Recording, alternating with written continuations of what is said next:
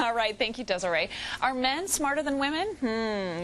That is what we're going to be debating here this morning, and helping me out with this touchy, controversial subject, Dr. Eric Fox. You are a psychologist with the University of Phoenix, yes. And we have been looking over a recent study, and by actually a very controversial man, John Philippe Rushton, and he has said in his study that men are smarter than women, period.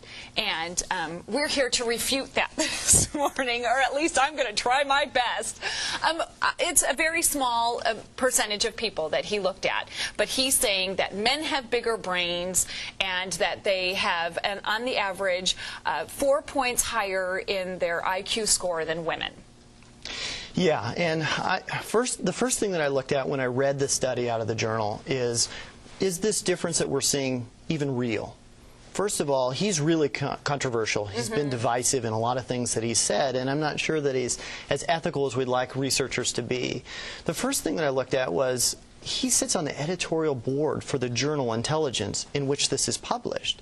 So might there be a little bias there, or might his data not have been scrutinized as closely had it been an outside researcher? That was the first thing I kind of thought of. Who funded his study? The Man Show producers? Well, I mean, well, I'm not sure about that. But the other thing is this really a comparative sample? He took 1991 data from SAT scores. Which, in itself, we've been talking about the SAT information is being questioned as to not being very accurate. Well, it's a measure of one tiny sliver of what we might consider intelligence. Newest research looks at multiple intelligence. But going back to what he did, he compared males and females 17 and 18 years of age on their 1991 SAT data to determine IQ differences. And there were 10,000 more females than there were males in the study. So is this really a comparative group? Why is it that there's 10,000 more women than men in the study? And part of what I think is that it's not necessarily representative. That doesn't represent the pool of women, and it doesn't represent the pool of men. There's more women applying to college, and maybe some of that is around some differences in terms of muscle or brawn rather than it is intelligence. Because less intelligent men might not be applying to college, whereas less intelligent women might be, to make up for the difference in what sexes make in the workplace. For example, construction workers can make a lot more money than a secretary, neither of which need to go to college. So is it that women are going and applying to college to make up for some of those differences? So again, it's a sample that isn't very that's not very fair, if you will.